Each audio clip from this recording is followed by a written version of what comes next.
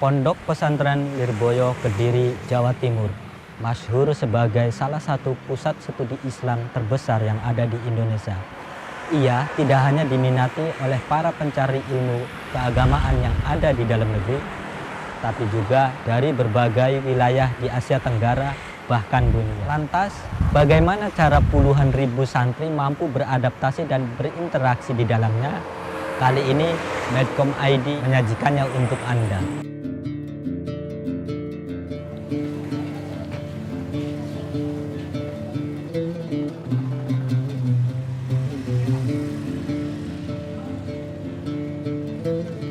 Menjadi santri adalah sebuah pilihan. Ya, inilah yang dialami oleh Iman Baihaqi, seorang santri Pondok Pesantren Lirboyo asal negeri Malaysia.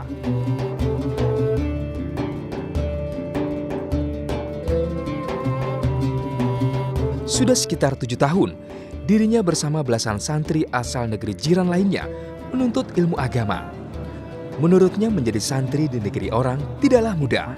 Hal yang paling sulit dihindari adalah adaptasi dengan lingkungan baru. Selain itu, terkadang ada rasa rindu akan keluarga di kampung halaman. Iman menjadi satu dari 20.000 lebih santri di Pondok Pesantren Lirboyo, Kediri, Jawa Timur. Sebutan kota santri layak disematkan pada kota ini. Lirboyo tidak hanya mengajarkan tentang ilmu agama, tetapi juga dianggap mampu menanamkan mental kebersamaan santri berbalut budi pekerti. Lirboyo menjadi salah satu kiblat pendidikan Islam Indonesia, memiliki lebih dari 20.000 santri dalam negeri dan mancanegara. Dikenal unggul dalam merawat tradisi hubungan guru murid penuh tata krama. Dengan masih memegang teguh norma-norma yang ada hingga saat ini, tak heran jika tata krama antara guru dan murid terlihat begitu kental. Padahal tidak menutup kemungkinan antara santri dan ustadz itu hidup dalam rutinitas keseharian yang sama dalam satu asrama. Pesantren itu identik dengan ahlul kalimah dan menghargai guru. Bahkan bukan hanya menghargai guru saja, pesantren itu sama-sama santri itu saling harga-menghargai. Dan ikatan murid terhadap guru di pesantren ini tidak bisa diputus, sebab guru itu adalah termasuk orang tua bagi murid. Ya, sangat buruk, sangat jelek bila mana murid itu memutus hubungan dengan orang tuanya yang dalam hal ini adalah guru. Salah satu bentuk unggah-ungguh santri terhadap ustadz atau kiainya bisa dilihat dalam tradisi soan. Soan merupakan istilah dunia pesantren ketika seorang santri hendak menemui gurunya untuk menyampaikan keinginan, memohon izin, atau memenuhi panggilan. Sebaliknya, hubungan guru murid tampak dari tanggung jawab ustadz dan kiai yang begitu akrab dan paham dengan masing-masing karakter santri yang diampunya.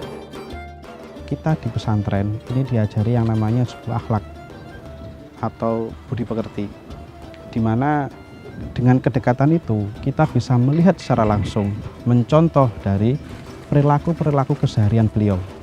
Ini yang lebih mengena di hati seorang santri. Bagaimana seorang kiai ini bersikap kepada masyarakat, bagaimana seorang kiai ini menghadapi sebuah masalah. Ini menjadi sesuatu yang pelajaran yang berharga. Pondok Pesantren Lirboyo bukan lembaga pendidikan Islam yang baru berdiri belakangan tahun. Ia sudah ada sejak 1910 Masehi. Menelusuri perjalanan sejarah pesantren yang cukup panjang, tak heran jika kaum sarungan dianggap memberi banyak sumbangan dalam gerakan perjuangan kemerdekaan Indonesia. Para santri selalu dididik untuk rela mengorbankan jiwa dan raganya demi keutuhan bangsa. Salah satu media untuk merawat semangat itu ditunjukkan dengan kegiatan bela diri Pagar Nusa. Sebagaimana moto simbol Al-Aqlu Salim, Fil Jismi Salim, dalam tubuh yang sehat terdapat jiwa yang sehat. Ini selain untuk olahraga, untuk bela diri, tata gerak untuk kebutuhan bela negara dalam proses dulu itu membudaya di setiap pesantren apa itu.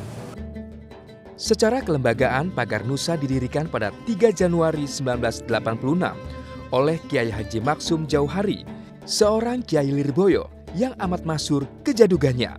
Meski secara tradisi, seni bela diri di pesantren sudah berlangsung sejak berabad sebelumnya.